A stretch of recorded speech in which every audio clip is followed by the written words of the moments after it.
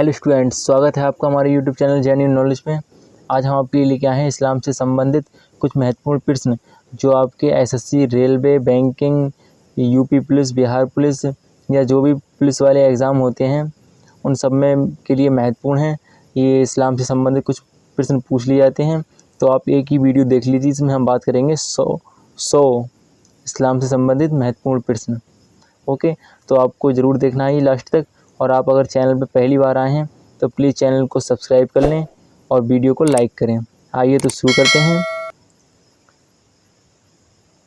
आपका पहला प्रश्न है, इस्लाम धर्म किसे कहते हैं? इस्लाम धर्म किसे कहते हैं? उत्तर है आपका हज़रत मोहम्मद साहब ने जिस धर्म की स्थापना की वह इस्लाम धर्म कहलाता है। इस्लाम धर्म के प्रवर्तक कौन थे? तो इस्लाम धर्म के प्रवर्तक थे हज़रत मोहम्मद साहब। उत्तर है आपका हज़रत मोहम्मद साहब, जो इसके फाउंडर हैं या संस्थापक हैं, हज़रत मोहम्मद साहब। नेक्स्ट क्वेश्चन की ओर चलते हैं। नेक्स्ट क्वेश्चन है आपका, इस्लाम किस भाषा का शब्द है? इस्लाम किस भाषा का शब्द है? आपका उत्तर हो जाएगा अरबी। अगला प्रश्न है, इस्लाम का अर्थ क्या होता है? उत्तर है अल्लाह को समर्पण। इसमें एक अल्लाह की बात की जाती है। ओके, अगला प्रश्न है आपका, इस्लाम धर्म के संस्थापक कौन थे? उत्तर है हज़रत मोहम्मद साहब। अगला प्रश्न है आपका, उम्मैदों ने कहाँ से शासन किया था? जो इस्लाम के जो खलीफा हुआ करते थे, जो शासन हुआ करते थे, उसमें से एक सल्तनत थी उम्मैद सल्तनत। जो उनके खलीफा हुआ करते थे वो कहाँ शासन किया करते थे? दमिश्क, जो कि इस समय सीरिया में है। दमिश्क एक शहर का नाम है जो कि सीरिया में है। वहाँ से उम्मैद खलीफा अपने निज़ाम को चलाया करते थे। अगला प्रश्न है आपका, हज़रत साहब का जन्म कहाँ हुआ था? जो हज़रत मोहम्मद साहब थे उनका जन्म कहाँ पर हुआ था? आपका उत्तर हो जाएगा मक्का, जो कि सऊदी अरब में है। आपका अगला प्रश्न है, हज़रत मोहम्मद साहब का जन्म कब हुआ था? तो आपका उत्तर हो जाएगा 570 ईस्वी में। हज़रत मोहम्मद साहब का जन्म हुआ था 570 ईस्वी में। अगला प्रश्न है, हज़रत मोहम्मद साहब के माता का क्या नाम था? तो आपका उत्तर हो जाएगा हज़रत आमिना, हज़रत आमिना। आपका अगला प्रश्न है, हज़रत मोहम्मद साहब के पास अल्लाह का संदेश किस प्रकार आता था? आपका उत्तर हो जाएगा फरिश्ते के द्वारा। फरिश्ता थे जो जिब्राइल के द्वारा आता था। ओके, आपका अगला प्रश्न है, मोहम्मद साहब की जीवनी लिखने वाले कौन थे? आपका उत्तर हो जाएगा इब्न इसाक। आपका अगला प्रश्न है, हज़रत मोहम्मद साहब के जन्मदिन पर कौन सा पर्व मनाया जाता है? आपका उत्तर हो जाएगा ईद ए मिलादुल नबी। इसे 12वीं शरीफ के नाम से भी जाना जाता है। ओके, आपका अगला प्रश्न है, हज़रत मोहम्मद साहब का मकबरा कहाँ पर है? आपका उत्तर हो जाएगा मदीना शहर में, जो मस्जिद नबवी के नाम से प्रसिद्ध है। ओके, आपका अगला प्रश्न है, हज़रत मोहम्मद साहब के पिता का क्या नाम था? उत्तर हो जाएगा आपका अब्दुल्ला, हज़रत अब्दुल्ला। आपका अगला प्रश्न है, हज़रत मोहम्मद साहब का पालन पोषण किसने किया था? आपका उत्तर हो जाएगा इनके दादा और चाचा जान ने। आपका अगला प्रश्न है, हज़रत मोहम्मद साहब के दादा का क्या नाम था? आपका उत्तर हो जाएगा अब्दुल अल मुत्तलिब। अब्दुल अल मुत्तलिब भी किसी किसी में लिखा मिलता है आपको, अब्दुल मुत्तलिब भी होता है, तो कि याद रखना है आपको अब्दुल मुत्तलिब। आपका अगला प्रश्न है, हज़रत मोहम्मद साहब की शादी किस विधवा औरत से हुई थी? आपका उत्तर हो जाएगा हज़रत खदीजा। आपका अगला प्रश्न है, इस्लाम धर्म के अनुयायी को क्या कहा जाता है? उत्तर हो जाएगा आपका मुसलमान। इस्लाम धर्म के जो अनुयायी हैं, इस्लाम धर्म के जो मानने वाले हैं, फॉलोवर्स हैं उसके, उसे मुसलमान नाम से जाना जाता है। मुसलमानों का धार्मिक ग्रंथ कौन सा है? उत्तर हो जाएगा कुरान। मुसलमानों का जो सबसे बड़ा धार्मिक ग्रंथ है वो कुरान है। आपका अगला प्रश्न है, कुरान में किन के उपदेशों का संग्रह है? आपका उत्तर हो जाएगा हज़रत मोहम्मद साहब का। आपका अगला प्रश्न है, हज़रत मोहम्मद साहब के समय अरब साम्राज्य का शासन केंद्र कहाँ था? आपका उत्तर हो जाएगा मक्का में, जो कि सऊदी अरब में है इस समय। आपका अगला प्रश्न है, इस्लाम धर्म में प्रमुख संप्रदाय कौन कौन है? आपका उत्तर हो जाएगा शिया और सुन्नी। इस्लाम धर्म है जो उनके मेन दो ग्रुप हैं वो शिया और सुन्नी हैं। आपका अगला प्रश्न है, हज़रत मोहम्मद साहब की पुत्री का क्या नाम था? उत्तर हो जाएगा आपका हज़रत फ़ातिमा। आपका अगला प्रश्न है, हज़रत मोहम्मद साहब के दामाद का क्या नाम था? आपका उत्तर हो जाएगा हज़रत अली। ओके, ये हुसैन नहीं मिलेगा आपको, क्योंकि उनके जो दामाद थे उनका नाम था हज़रत अली। आपका अगला प्रश्न है, हज़रत मोहम्मद साहब की ज्ञान की प्राप्ति किस गुफा में हुई थी? आपका उत्तर है हिरा नामक गुफा में। आपका अगला प्रश्न है, हिरा नामक गुफा कहाँ है? आपका उत्तर आएगा मक्का के पास, जो कि सऊदी अरब में। आपका अगला प्रश्न है, हज़रत साहब को कब ज्ञान की प्राप्ति हुई थी? तो हज़रत मोहम्मद साहब हैं उनको कब ज्ञान की प्राप्ति हुई थी? उत्तर हो जाएगा आपका 610 ईस्वी में। आपका अगला प्रश्न है, हज़रत मोहम्मद साहब को किस वर्ष की अवस्था में ज्ञान की प्राप्ति हुई थी? आपका उत्तर हो जाएगा 40 वर्ष की अवस्था में। आपका अगला प्रश्न है, हिजरत किसे कहा जाता है? हिजरत किसे कहा जाता है? आपका उत्तर हो जाएगा हज़रत मोहम्मद साहब द्वारा मक्का से मदीना की यात्रा को हिजरत कहा जाता है। जो हज़रत मोहम्मद साहब हैं उन्होंने मक्के से मदीना की जो यात्रा की थी उसे हिजरत कहा जाता है।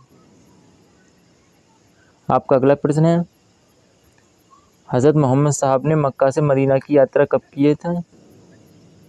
हज़रत मोहम्मद साहब ने मक्का से मदीना की यात्रा कब की थी? आपका उत्तर हो जाएगा 24 सितंबर 622 ईस्वी में। आपका अगला प्रश्न है, हज़रत मोहम्मद साहब की यात्रा को इस्लाम जगत में किस नाम से जाना जाता है? आपका उत्तर हो जाएगा मुस्लिम संवत या हिजरी संवत। आपका अगला प्रश्न है, ज्ञान प्राप्ति के बाद हज़रत साहब ने स्वयं को किस नाम से घोषणा किया था? जब हज़रत मोहम्मद साहब को ज्ञान की प्राप्ति हो गई थी तो उन्होंने स्वयं को किस नाम से संबोधित किया था या घोषणा की थी? आपका उत्तर हो जाएगा पैगंबर या दूत।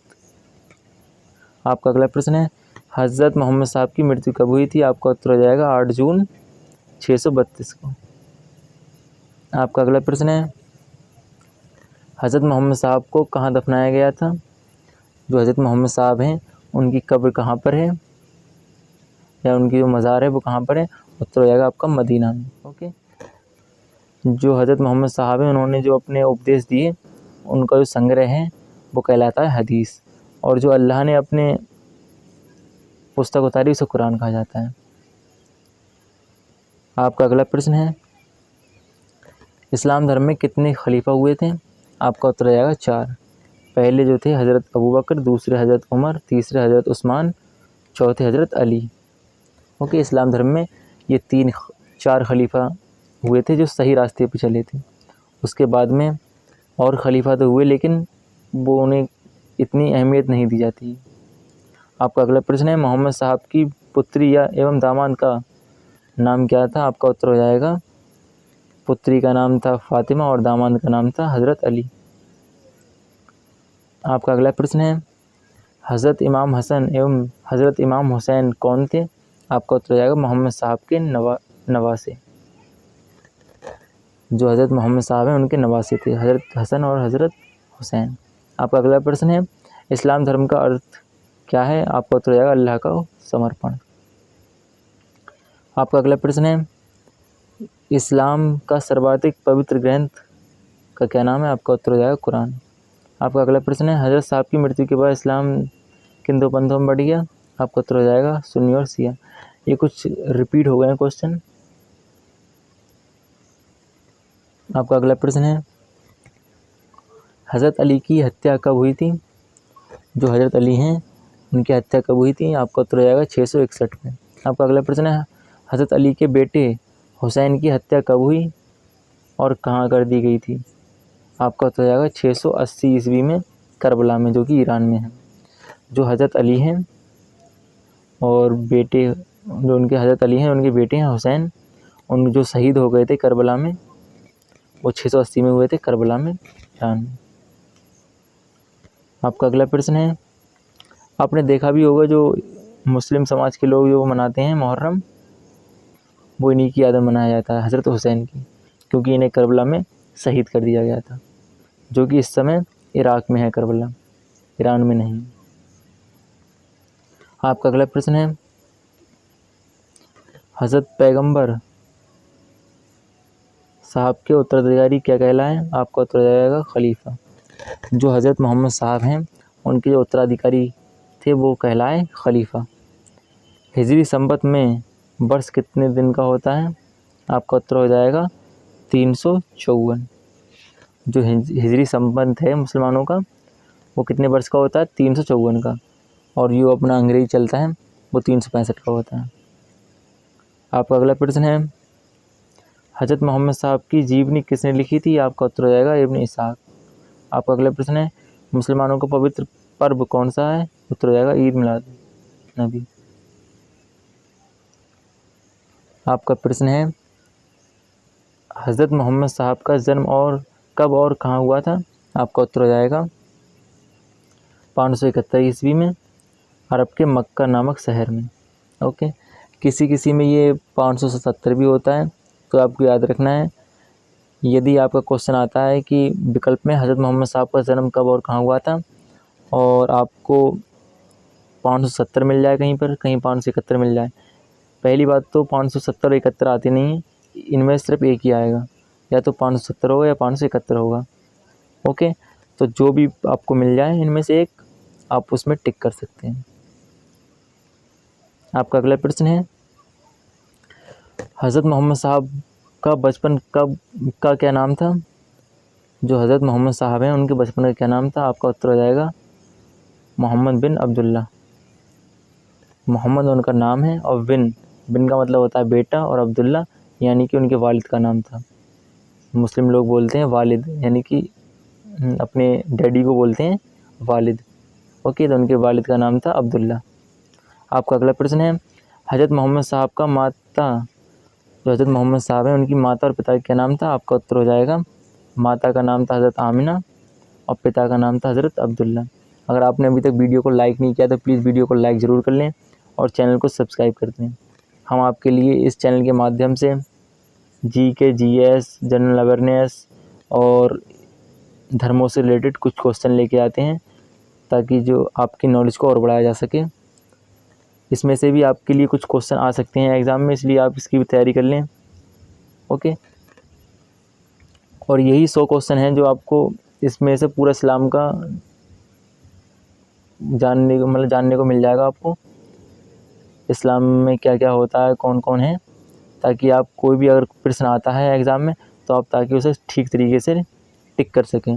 आपका अगला प्रश्न है, हज़रत मोहम्मद साहब किस परिवार के थे? आपका उत्तर हो जाएगा कुरैश परिवार के। पहले जो कबीले हुआ करते थे या जो फैमिली हुआ करती थी उनके एक नाम हुआ करते थे। हज़रत मोहम्मद साहब जिस परिवार से थे उसका नाम था कुरैश परिवार। आपका अगला प्रश्न है, हज़रत मोहम्मद साहब के माता पिता की मृत्यु के बाद उनका पालन पोषण किसने किया? उत्तर हो जाएगा उनके चाचा अबू तालिब ने। आपका अगला प्रश्न है, हज़रत मोहम्मद साहब के उत्तराधिकारी को क्या कहा जाता है? आपका उत्तर हो जाएगा खलीफा। ये प्रश्न कुछ रिपीट हो गए हैं। ओके, तो आप दोबारा भी देख लें ताकि आपको अच्छे से और याद हो जाए। नबी किसे कहते हैं? आपका उत्तर हो जाएगा जो अल्लाह का पैगाम संदेश लोगों तक पहुंचाता है। नबी किसे कहते हैं को पता लगी क्या? जो अल्लाह का पैगाम संदेश लोगों तक पहुंचाता है। और रसूल किसे कहते हैं? आपने सुना होगा कि मुस्लिम समाज के लोग कहते रहते हैं नबी या रसूल, तो आपको पता होना चाहिए जो अल्लाह का पैगाम संदेश लोगों तक पहुंचाते हैं वो नबी कहलाते हैं। रसूल किसे कहा जाता है? आपको उत्तर जाएगा उस नबी को रसूल कहा जाता है जिस पर फरिश्ता जिब्राइल के माध्यम से आसमानी किताब उतरती है।